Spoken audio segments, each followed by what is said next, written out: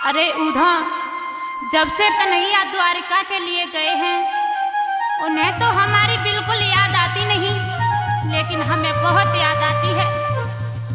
हमारा एक काम करोगे? सुनो उधा।